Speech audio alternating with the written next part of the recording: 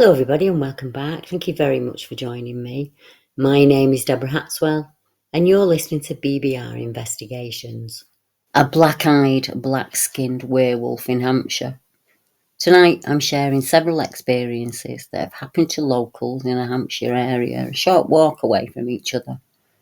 Our first witness tonight is Willow, who grew up in Hampshire but now lives overseas. She experienced something as a child that she's avoided thinking about for decades, but now finds herself more compelled to find answers and to keep a secret she was ashamed to carry. And she said, I live overseas now, but I'm originally from the UK. I was born and raised in Hampshire. I have a story that I've never shared with anyone before because I've always been too embarrassed to explain it, and I'm worried that people will laugh at me when they hear it. I accidentally came across one of your YouTube podcasts, and then I listened to a few more of them. Now, at the age of 35, I feel like it's time for me to share what happened and to deal with it finally. I'm hoping that you can help me process it and shed any light on whether there have been any other sightings near to the place I've lived since I left. Maybe you would even like to investigate it for me. I grew up in a small village called Brown Candover. We lived in a little farmhouse, although we didn't own that farm. There were some very old derelict farm buildings on the land. I believe they've been renovated these days. But back then, the farm was overgrown and the buildings were derelict and had no glass in them. They were only used as storage. It was a really good place to grow up in, and I always felt very safe. My parents allowed me to ride my bike or play wherever I wanted to, so I'd bike all over the area. When I was about 11 or 12 years old, I used to bike up and down the gravel track, which was part of the Wayfarers' Walk, and that ran by an old farm. One day, as I was biking past, I felt the need to stop for no apparent reason. I don't remember hearing or seeing anything, so I'm unsure what made me stop. It was just a feeling that I should. I got off my bike. I walked up the track to the old stables and cattle yard building. This was the first time I'd ever gone into the buildings, but for some reason, on that day, I felt compelled to stop. I would usually just ride past on my way to somewhere else. As I looked into the buildings, I looked to my right down along the hall, and at the end of the yard, there was an old building that looked like an old stable. Next to the stable building, I saw what I could only describe as a werewolf.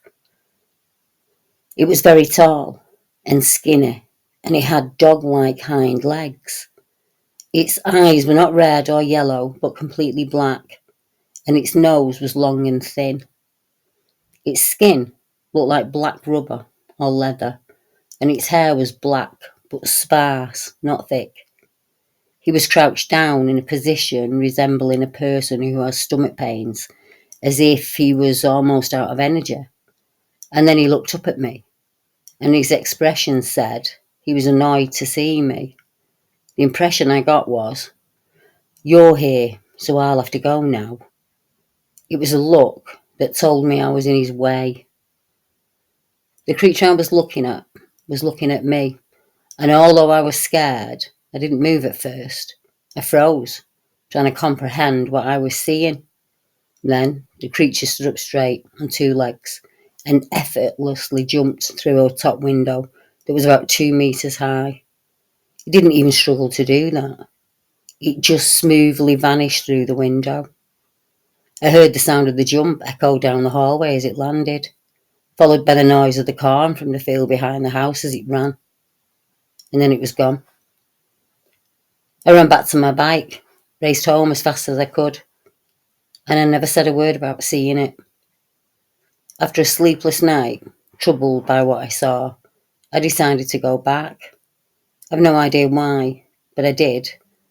And when I was there, I noticed a lot of muddy, boggy soil just before you get to the concrete yard. One thing that puzzled me was the presence of distinct, barefoot human footprints in the mud, and they were really big. I don't know who would be there or why, as there's nothing to visit on the property at all, and it's really rural. And if they did visit, why would they be walking barefoot in the mud? I later thought it could be after or before a werewolf transformation, because that is exactly what that creature looked like. As I grew up, I never told anyone about what happened, but I would sometimes have a feeling at night that it might be out there in the dark, lurking, although I never saw it again. Later I moved to the next village of Chilton, Candover, and it felt like fog and mist would always be around at night, which unsettled me for some reason. I remember writing in my diary at night if I felt anything or saw anything unusual. Once I was walking my dog up one of the lanes with a friend, and she stopped to tie her shoelace. Suddenly, I felt like someone was right there, watching me from the thick woods on the side of the lane. I said to my friend, "Race you home," and I started to run. So she followed me, but I didn't tell her what I felt out there or why I ran. Fast forward to today. I've been living abroad for 14 years now. This country is so new historically that I never felt anything like I did in the UK, especially at night in the countryside. I heard you talking to a lady called Katie from Oxfordshire about her sighting of a wolfman creature, and I found it odd that we all seem to have the same kind of things in common. People always come to me and talk to me and tell me personal things as if they've known me their entire lives. It happens a lot. I can pick up on feelings very well, and I understand people's natures and motives. I get a very good and accurate idea of what they are like just by being around them for a short time. It's almost as if I can feel what others are feeling. I also had a big accident and I broke my neck in 3 places. I was paralysed for a few days while they put me in traction. If you met me today, you wouldn't even know. I had to learn to walk again, but today I feel like it never happened, except for some back and neck ache. I don't know much of my family history, so I don't know if I'm gifted in anything supernatural. I'm just wondering if you know of any sightings near there to make me feel like it wasn't my imagination or that I'm crazy. I've attached a map of the barn where it ran, and the X on the map is the second time I felt its presence. I was delighted when Willow got in touch and shared with me how she set out to answer her own questions using some of the information shared by myself and many of the other witnesses who have been in a similar situation in the past. Not only did she send me an in-depth video of the account and area, she also looked into any possible connections to ley lines, ancient sites or settlements in the area. Willow has the same questions, thoughts, and needs to understand that we all have. What are these creatures? Why did she in particular see it? Is it connected to the land there? Is it connected to or attracted to Willow for some reason yet unknown? She has immense fortitude and will. Walking away from an accident that's meant to take away your mobility is not an easy feat by any means, yet she triumphed when faced with that adversity.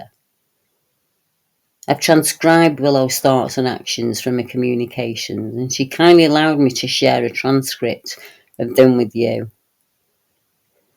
When I shared a small excerpt of Willow's experience of seeing the black-eyed werewolf as a child, another witness from the Candover area reached out and shared their terrifying experience when they were walking their dogs, and they were suddenly confronted with an intense feeling of dread, and I'll be sharing that report too. On the 23rd of June, Willow said, "I live overseas now, but I still miss those fields and woodlands, and I'd give anything to visit them again. I feel a deep connection to the land there. I have a longing for it. It feels like part of me is missing, and it's still there. I look at all the things you said to look at, the links to ancient sites, and I found some. The area as a whole looks very different. There are more houses now than before, but it still looks very similar to how it was back when we lived there. There were some trees at the back of the house, and I always felt uneasy as if I was being watched from there. There was also a row of trees that I could see from my bedroom window, and I had the feeling sometimes that something was out there watching or waiting for me. The tracks you see on Google Earth in the landscape on the map are the marks of an old trading route that passes along most of the farms going to Winchester. And I remember, Deb, you explained you felt that the creatures people see still use these old routes as highways and byways. The ley line, known as the Spine of Albion, runs very close to the farm. There's a spot in the woodlands where I was suddenly aware I was being watched when I was there with my friend, and that spot has an 11th century abandoned church in the centre of it, and we used to play in the ruins of the crypt. We were never scared there. You explain that old priory and church land is often built on our old ancient sites of worship and gathering. So I think the area I saw the black-eyed werewolf is a special area in some way. Even though this area is very small, there are at least another 6 churches that have been built here over the centuries. There's also an ancient long barrow, which ties it all together nicely. A short distance away is the site of the Battle of Sheraton that took place in 1644. Many men and their horses lost their lives in battle there, and it's said that many people still hear or see them to this day. My own instincts tell me Willow is spot on in her thoughts and doesn't need my help in finding answers here. She just needs a listening ear. It's always good to have someone to bounce ideas off as you look for answers. I think this way of investigating a case far outweighs sending in a team, to put up GoPro cameras and search tactically to get the money shot for YouTube, in their quest to prove that these creatures exist. Both myself and Willow know they exist. We're not searching to prove something. We are searching in order to make some sense out of our situation. The sighting took place many years ago, and for all he may still be there for me and Willow, that's not what's important. Why is he there in the first place is the question we have. I think the land has had a presence to it since time began. It's why our ancestors chose this place to not only bury our loved ones, they also walked these routes to find and meet up with others of our kind when we celebrated or mourned. The land would have looked very different then, but the energy remains. It's the blood flow. The heart and essence still radiate. Is he bound there by choice or act? Or is he attracted to that energy in some way? Is he a gatekeeper of some kind? Even in modern times, the land here has all the requirements that are needed to keep a flesh and blood animal alive, and all the energy that a spiritual being would need. Willow said, "In the time since I contacted you, Deb, I've been thinking about some things. Questions and thoughts, really. I've been listening to the podcasts online and hearing other people's experiences is really interesting for me. I've never heard of anyone else who has had these kind of sightings at all until I found your site. It's kind of opened a big can of worms for me. I've just been thinking about it a lot, and one question raises another. I think I just pushed it all down at the time it happened, and I felt silly about it. I squashed it when we moved overseas, and that made it easier for me. I haven't felt anything here. I think it kind of slipped my memory until I came across your work, and the thoughts just keep racing in now. Surely if people are seeing these creatures, they will have seen something like mine, and then I'll know if I'm not crazy or... I'm trying to accept that it happened whilst balancing the questions and confusions. Over the years, I realised that he has had ample opportunity to attack me if he wanted to. I was little, he was huge. I was on my own often in an area with few people, and it would have been easy, so easy for him to take me. I just don't understand why he didn't. I know people have experiences where they are growled at and sometimes a creature scares them. That's not what it felt like. It felt more like he knew me, and he was annoyed and I wasn't supposed to be there. I don't know if he didn't hear me coming and I caught him out, or if he heard me and he just didn't care. Sometimes in your podcast, people say they feel like the creature they saw may have followed them home. So I'm wondering if the fact I was always out there riding my bike, making tree forts or playing in the woods, maybe he knew me. He may have recognised me and that's why he did nothing to me. Maybe he'd seen me many times and I didn't know he was there. There is another thing that listening to other people's experiences has raised for me, and that's the fact that after the event happened, there would be times when I'd be out and about, especially at night, that I felt like I was being watched intently, and I just put it down to me being paranoid. Because seeing him meant that I did get scared and question what was out there. But at the time, I didn't have a name for him or what he was. That came later with children's programs that featured creatures that looked like him. And those shows tell us to fear them. Werewolves, the shows call them. That fear never left me, even when we moved to a different part of Candover. But on the other hand, I was always outside playing. I had lots of friends in the village. The majority of the time, I was really comfortable being outside. But there was a time or two when I would suddenly have a feeling that something wasn't right. An uncomfortable feeling, come over me and I'd go home. Deep down, I knew I was being watched. And I knew I was no threat to him.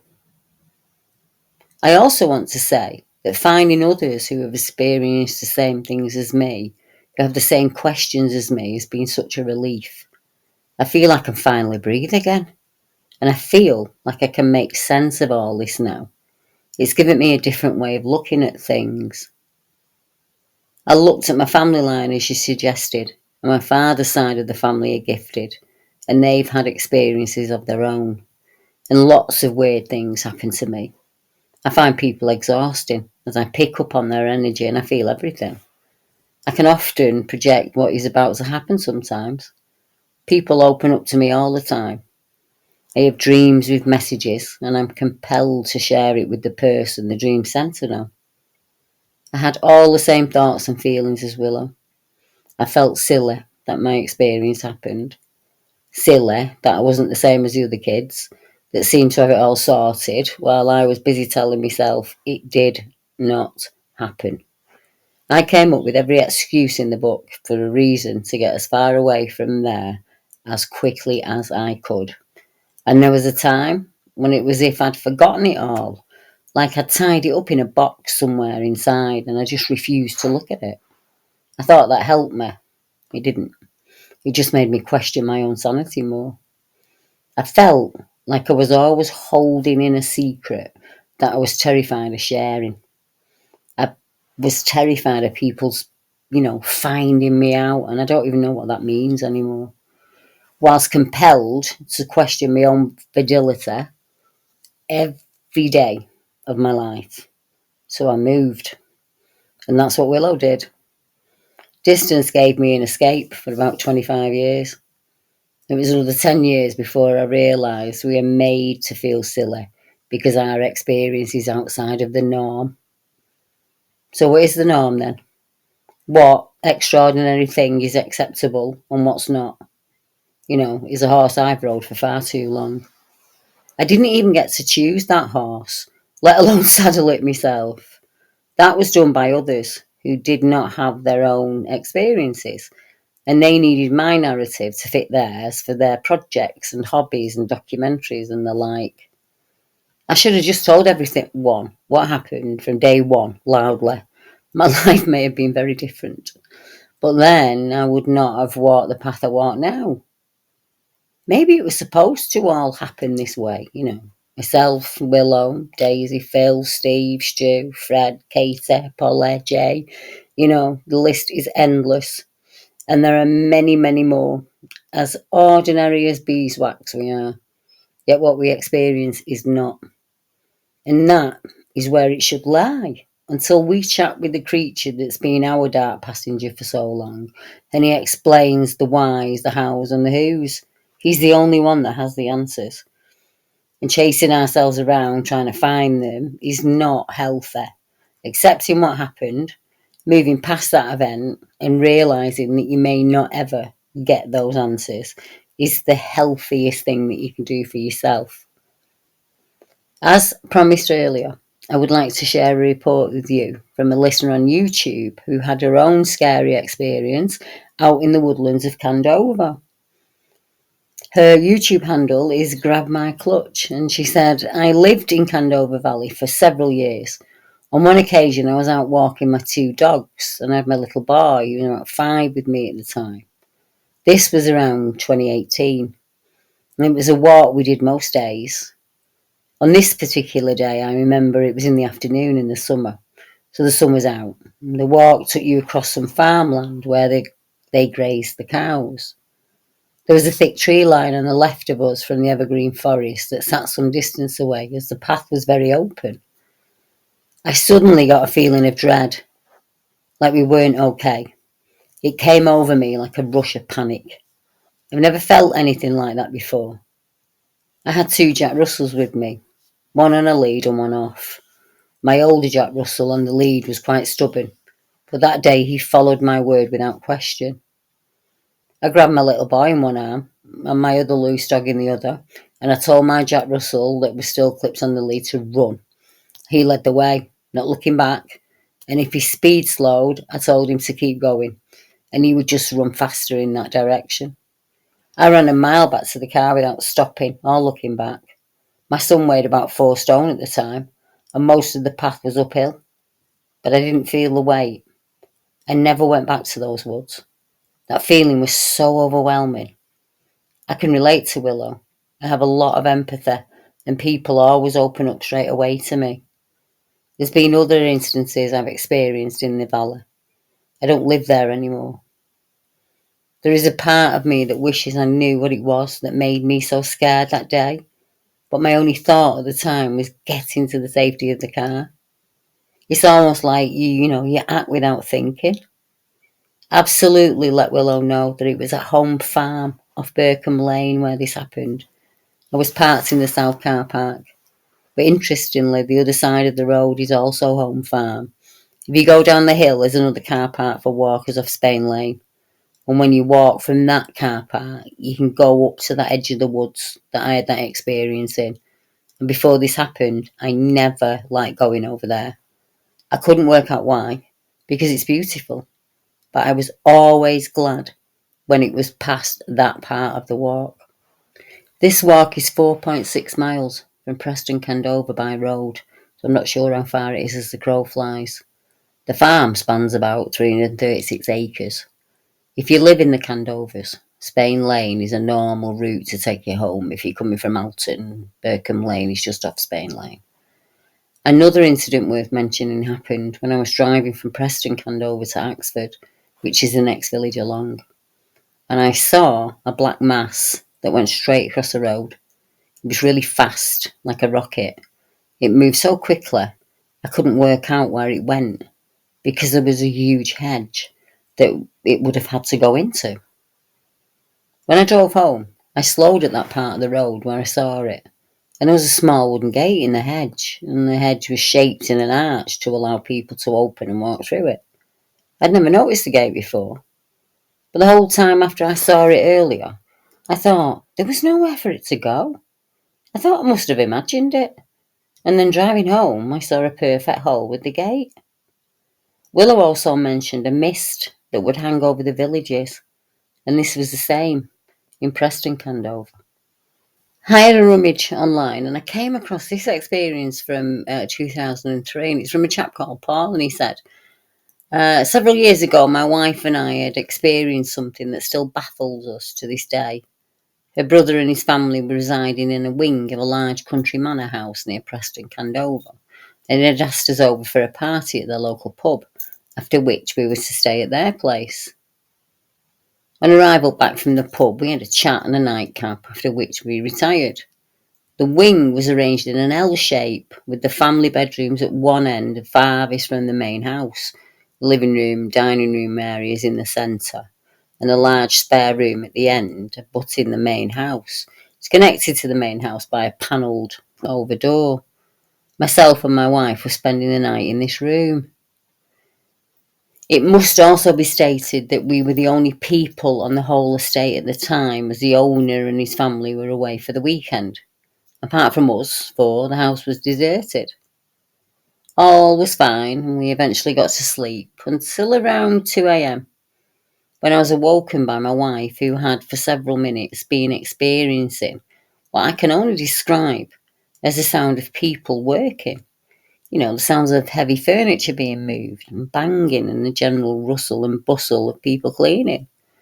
And at regular intervals, the sound of heavy mesh doors opening and closing on what seemed to be the sound of a whirring lift motor. The noises became louder and louder, to the extent of causing the light on the ceiling of this single-story wing to start to swing violently. Not wanting to alarm my brother-in-law and his wife, all we could do was sit it out until, as the sun rose, it stopped. I still vividly remember sitting in the corner of that room in a state of shock, watching the ceiling lamp swinging until it eventually stopped. At around 8 a.m, we heard the distinct sound of my brother-in-law making tea in the kitchen at the other end of the wing. Surely they must have heard the noises. Eventually, he knocked on our door in a cheery fashion after we'd slept well and whether we wanted toast and a cup of tea. Immediately, we responded with a full account of what I'd experienced, to which he responded that his daughter was scared to enter the room as she'd had an experience, something similar, when she was using it as a bedroom. She now had to sleep in a very small room at the other end of the wing.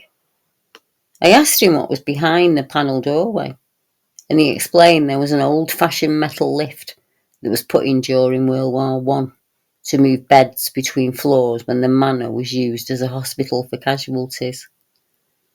Had we actually heard the sounds of casualties being admitted during some crisis during World War One or Two? I don't know, I can't answer that for him. But would it surprise you to know that Bewlil, where I saw my creature, was also used as a war hospital? Actually had the siren, the air raid siren up above it on the roof. Salford had an oil works and it had an inland harbour, and it was heavily bombed during the war. And my nan told me once that the sirens went off and she had to put a baby under each arm and run up Cross Lane, and the German pilot was so low that they actually looked each other in the eye. That must have been incredibly frightening. An energy like that hangs around, doesn't it? It stays in the area, in the ether, whatever name you want to give it. I want to have a look and see if there are any other reports close by. Now, just to the north, just above Basingstoke, we have a report of a huge dog that was seen in the tree line on Ministry of Defence land on the 10th of July 2022. And it was a lady who wrote in, as her husband was on the Bramley training area in Hampshire. He said he was woken up by a dog barking at 2:30 a.m. He said it was a bark, but it was not a domestic or farm dog. The bark was far too loud. He could see in the tree line a huge dog, but again said it wasn't a dog though. He was too tired to do much more at the time, but look, he was on training. He was not that fazed by the sound of it. When you've been to Afghan and multiple war-torn areas, etc., there's not a lot compared to that fear-wise. But I find it strange of him to say that it wasn't a dog. This is a training area with a certain military of defence branch who were also present this weekend. No domestic dogs would have been there on the land. My husband said he asked anyone if they'd heard the strange dog barking in the morning, and they all said no. They did, however, hear a disturbance from a group who had been out celebrating. So by the time the barking started, he was fed up. He just wanted to go to sleep. He said whatever was barking sounded close, and he could see movement. But it was in the bushes and the hedge, and he couldn't work out what it was. He did say it could have been something moving around that was not associated with the barking, maybe a deer possibly. When he got home, he was too tired to talk, which is normal when he's been away. He thinks it was down on all fours at the time, and you asked about its height. My husband's 6'4" and would have remarked something particularly tall if he'd noticed it at a similar height. He said it was too loud to be a fox bark. I don't know what it was.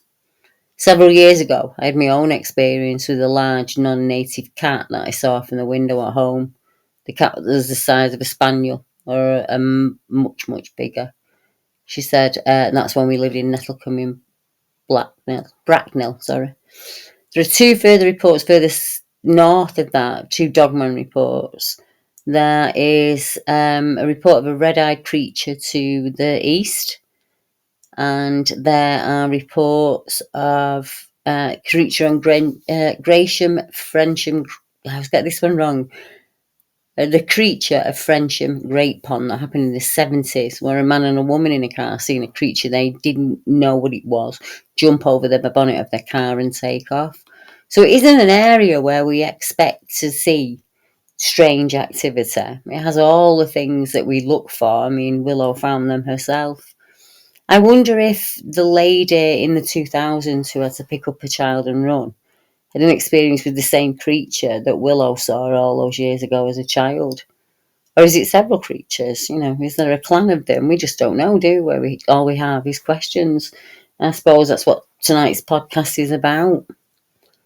I would like to thank both ladies for sharing their experience with us and for explaining how the incidents made them feel. It's not easy coming forward and revealing what happened to you when you're still trying to make sense of it yourself. There are periods in my life where I had to compartmentalise my experience in order to just carry on with daily life. Willow had to do the same. How do you explain that something you hide very deep inside, something so deep you forget it for a while, but it's also the thing that you remember daily, that you quickly force back down again instantly? That's not good or healthy. It's far better to speak your truth and face ridicule from fools than to feel ashamed of an incident that happened to you that you had no control over. I think it's put perfectly when we ask, what is an acceptable occurrence? What constitutes belief? Where's the boundary line? If I have my way, witnesses to cryptid creatures will be able to share their experiences proudly as a survivor who took control of that early trauma, questioned it, examined it, and made some sense of it. Accepting it happened is 9/10 of the battle. Everything else after that is easy. You're not crazy, you're perceptive. And that is exactly how it should be. We are born to be amazing beings. And from the minute we take our first breath, society tries to shut us down. And our entire beings fight that every day of our lives. And you feel from day one like you've been lied to. And that's because you have. What's presented to you is society is the most farcical cult you'll ever perceive. It's about fueling for the few at the top. And that's not what we were built for. We are interconnected. Each and every one of us can tap into and feel the other humans around us. And we are told that that is wrong. And that is an illness. And that is a sickness. And you need a tablet to stop that from happening.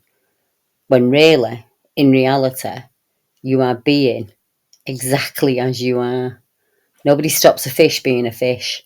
Nobody stops a bird being a bird. We are the only animal on this planet that is taught to disregard our God-given intuition. And I'd like to do something to change that. So, with that in mind, I'll be back at the same time, same place, next week. Good night, everyone.